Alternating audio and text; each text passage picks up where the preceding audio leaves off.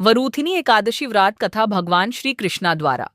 वरूथिनी एकादशी के महात्म्य का वर्णन अर्जुन ने कहा, हे प्रभु, वैशाख माह के कृष्णा पक्ष की एकादशी का क्या नाम है तथा उसका क्या विधान है और उससे किस फल की प्राप्ति होती है, सो कृपा पूर्वक विस्तार से बताएं। अर्जुन की बात सुन श्री कृष्णा ने कहा, हे अर्जुन, वैशाख माह के कृष्ण पक्ष की एकादशी का नाम वरूथिनी एकादशी है। यह सौभाग्य प्रदान करने वाली है। इसका उपवास करने से प्राणी के समस्त पाप नष्ट हो जाते हैं। यदि इस उपवास को दुखी साधु स्त्री करती है तो उसे सौभाग्य की प्राप्ति होती है। वरूथिनी एकादशी के प्रभाव से ही राजा मंदाता को स्वर्ग की प्राप्ति हुई थी। इसी प्रकार धुंधुमार आदि भी स्वर्ग को गए थे। वरूथिनी एकादशी के उपवास का फल 10 सहस्र वर्ष तपस्या करने के फल के समान है।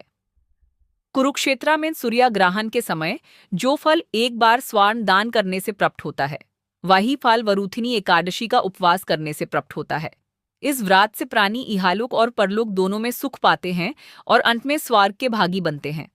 हे राजन, इस एकादशी का उपवास करने से मनुष्य को इहालोक में सुख और परलोक में मुक्ति प्राप्त होती है। शास्त्रों में कहा गया है कि घोड़े के दान से हाथी का दान श्रेष्ठ है तथा हाथी के दान से भूमि का दान श्रेष्ठ है। इनमें श्रेष्ठ तिलों का दान है। तिल के दान से श्रेष्ठ है स्वर्ण का दान तथा स्वर्ण के दान से श्रेष्ठ है अन्नदान। संसार में अन्नदान से श्रेष्ठ कोई भी दान नहीं है।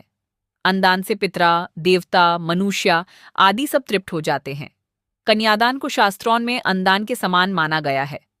वरूथिनी एकादशी के व्रत से अन्नदान तथा कन्यादान दोनों श्रेष्ठ दानों का फल मिलता है। जो मनुष्य लालचवश कन्या का धन ले लेते हैं या आलस्य और कामचोरी के कारण कन्या के धन का भक्षण करते हैं, वे प्रलय के अंत तक नरक भोगते रहते हैं या उनको अगले जन्म में बिलाव योनि में जाना पड़ता है। जो प्राणी प्रेम से तथा यज्ञ सहित कन्यादान करते हैं, उनके पुण्य को चित्रगुप्त भी लिखने में असमर्थ हो जाते हैं। जो प्राणी इस वरूथिनी एकादशी का उपवास करते हैं, उन्हें कन्यादान का फल प्राप्त होता है। वरूथिनी एकादशी का व्रत करने वाले को दशमी के दिन से निम्नलिखित वस्तुओं का त्याग कर देना चाहिए।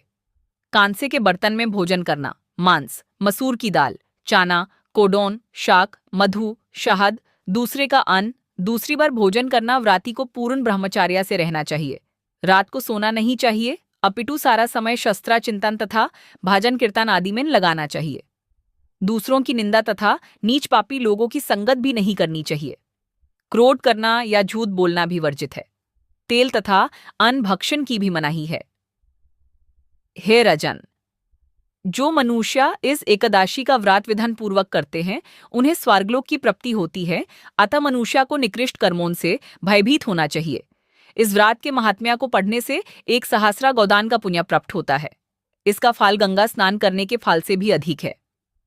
कथासार सौभाग्य का आधार संयम है। प्रत्येक परिस्थिति में सभी प्रकार से संयम रखने से मनुष्य के सुख और सौभाग्य में वृद्धि होती है। यदि प्राणी में संयम नहीं है तो उसके द्वारा किए गए तप, त्याग तथा भक्ति पूजा आदि सब व्यर्थ हो जाते हैं।